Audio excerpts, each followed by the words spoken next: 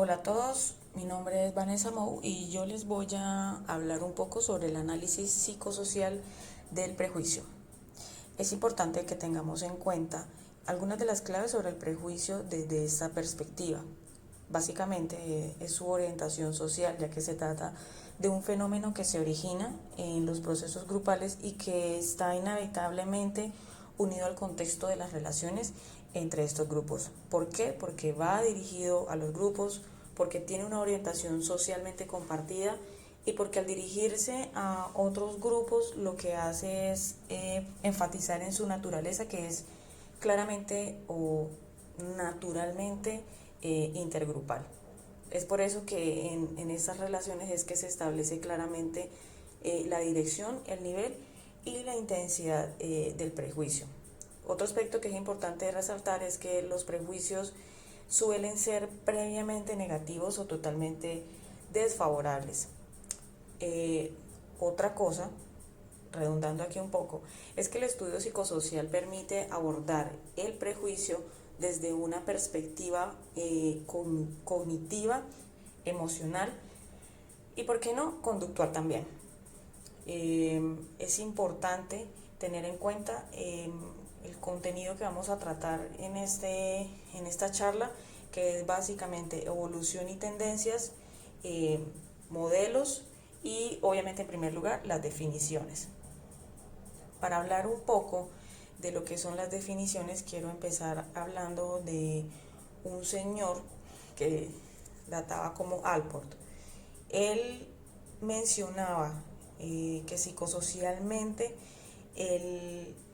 los prejuicios son tratados o son definidos como una antipatía u hostilidad que es basada en una generalización que es defectuosa normalmente e inflexible, es decir, que los juicios que se lanzan sobre un objeto o sobre una persona, o más bien sobre una persona o sobre un grupo social, son inflexibles normalmente. Esto poco ayuda a la construcción del concepto que tenemos de otros grupos sociales o de otras personas si son tan inflexibles. Por otro lado, nos encontramos también con el concepto de un señor llamado Ashmore. Bueno, aquí hay un ejemplo de esos prejuicios sobre la gente que tiene tatuajes. Ashmore, por su lado, mencionaba el prejuicio como una actitud totalmente negativa hacia un grupo que ya está definido socialmente y hacia cualquier persona que se percibe como parte o miembro de ese grupo.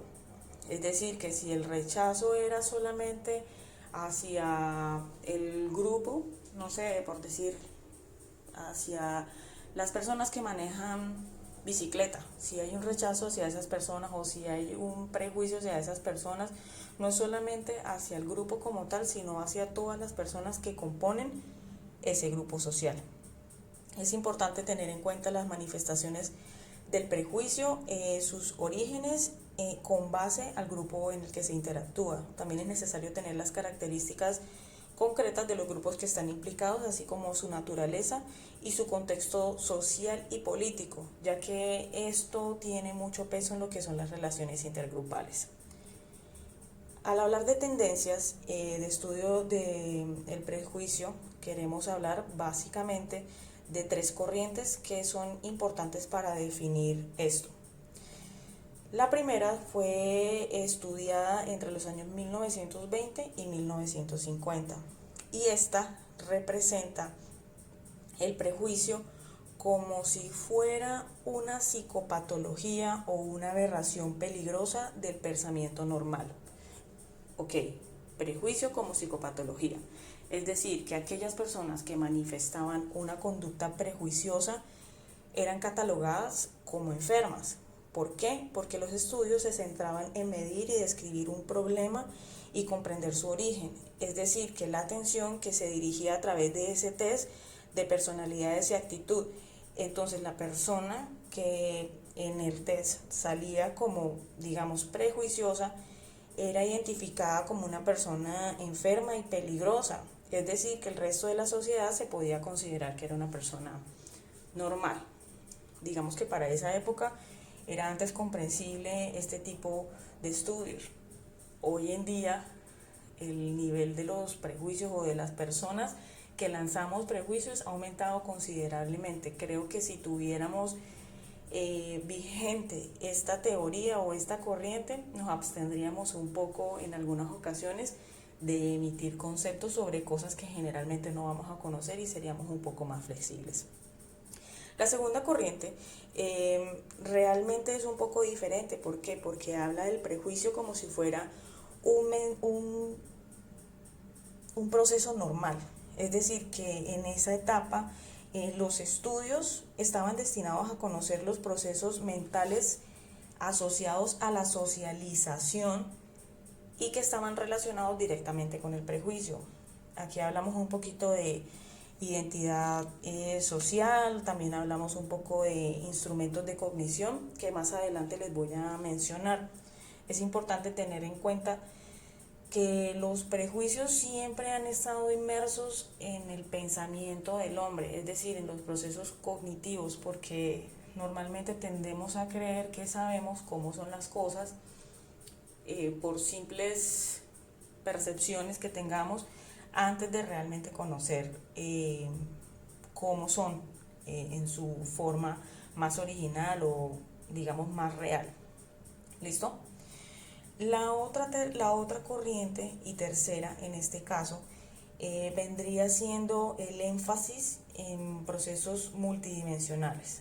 Les repito, énfasis en los procesos multidimensionales del prejuicio. Para mirar estos aspectos multidimensionales es necesario que miremos algunas concepciones del estudio del prejuicio desde la psicología psicosocial. El primero es la teoría ¿de qué? De la personalidad autoritaria. Entonces, aquí son tres aspectos. El primero es la teoría de la personalidad autoritaria. ¿Y qué decía? Que los niños que habían sido objeto de una educación severa y conforme a esos códigos morales totalmente convencionales, experimentaban comportamientos hostiles y una agresividad muy marcada hacia sus padres, que normalmente no la reflejaban con ellos, sino que la desplazaban hacia personas que consideraban totalmente débiles.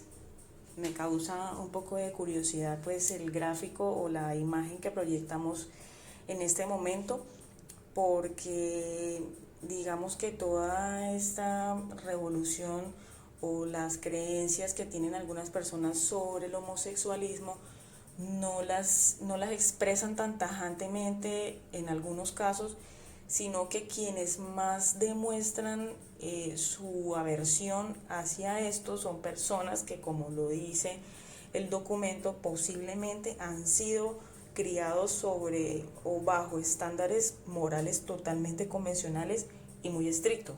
Es por eso que en algunos casos, no quisiera decir todos, las reacciones ante este tipo de comportamientos son mucho más aversivas o son mucho más repulsivas que otro tipo de personas.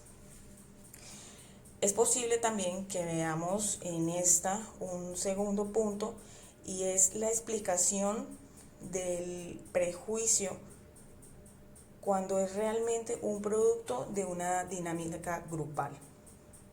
Confirmo, la explicación del prejuicio es realmente lo que se trata es de una dinámica grupal. ¿Qué quiere decir esto? Que hay algunos teóricos que defienden aquellas diferencias individuales en las que se intenta basar la explicación del prejuicio, es no más que un producto de una dinámica grupal. Aquí se concibe la personalidad prejuiciosa autoritaria como un fenómeno intragrupal. ¿Por qué? Porque implica el rechazo de personas percibidas desviadas, o sea, las menciona como personas desviadas, y su permanencia o amenazan esas personas su permanencia de los grupos sociales. Finalmente, hablamos del prejuicio o lo contextualizamos bajo el contexto o bajo el término de actitud. Aquí básicamente quiero mencionar lo que es el contenido y la estructura de los prejuicios. Entonces, el primero, o desde una aproximación la estructura de las actitudes dentro del prejuicio serían las primeras a saber. Primero, hay un componente que es totalmente afectivo, ya que está definido por los sentimientos, los estados de ánimo, las reacciones y las emociones que experimentan las personas en relación con los objetos de actitud. Es decir, siempre que haya un prejuicio va a haber involucrado un componente afectivo o emocional. Segundo, hay un componente cognitivo. ¿Por qué? Porque se define por la información o el conocimiento que los demás sujetos creen tener sobre los objetos actitudinales, es decir, por las creencias. Esto, como ya lo vimos en una de las exposiciones, se denomina estereotipo. Importante tener en cuenta que aquí el término de cognición es realmente subjetivo, porque es con base a las ideas que nosotros mismos tenemos o que creemos tener sobre un objeto. Y el tercer componente es su componente conductual. ¿Por qué? Porque hace referencia a la intención de la conducta o a las acciones que las personas llevan a cabo en relación con el objeto actitudinal. Es decir, esto ha sido llamado discriminación porque es el hecho de pensar que una persona, diferente obviamente a nosotros, realiza ciertas acciones con una determinada intención. Y como ya lo vimos en las definiciones, pues normalmente estos prejuicios nuestros que son tan inflexibles pueden llegar a ser, de hecho, errados. Hablemos de los modelos del estudio del prejuicio racial. El primero, tenemos el racismo aversivo, y este está basado puntualmente en un conflicto que existe entre la negación por parte de los blancos de ser prejuiciosos y los sentimientos y creencias negativas inconscientes que mantienen hacia las personas de color. ¿Por qué? Porque esto va transmitido de generación en generación y ha sido potencializado institucionalmente mucho tiempo. Modelo de disociación. El modelo de disociación básicamente es la diferencia o se atribuye al conflicto en un desajuste que hay entre las respuestas que se basan entre los estereotipos y las creencias personales. Esto es básicamente. Y finalmente está el modelo de prejuicio sutil y manifiesto. Aquí podemos encontrar algunas teorías. Está el prejuicio sexista, pues inspirado en los años 70, llevado a reconocer pues la diferencia que hay entre los hombres y las mujeres, en donde pues en teoría la mujer es totalmente débil y el hombre es el sexo más fuerte o el sexo que protege.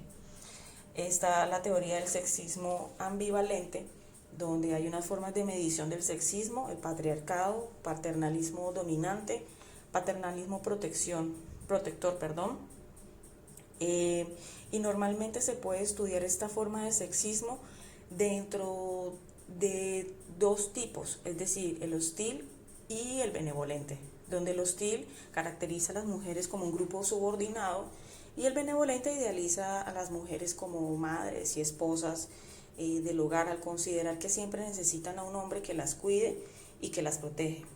Es importante tener en cuenta que para lidiar con este sexismo hay dos formas, y la primera es que los hombres resuelven sus conflictos generando una diferencia o de sentimientos entre las mujeres, y lo otro es tomando los roles de las mujeres de manera diferente.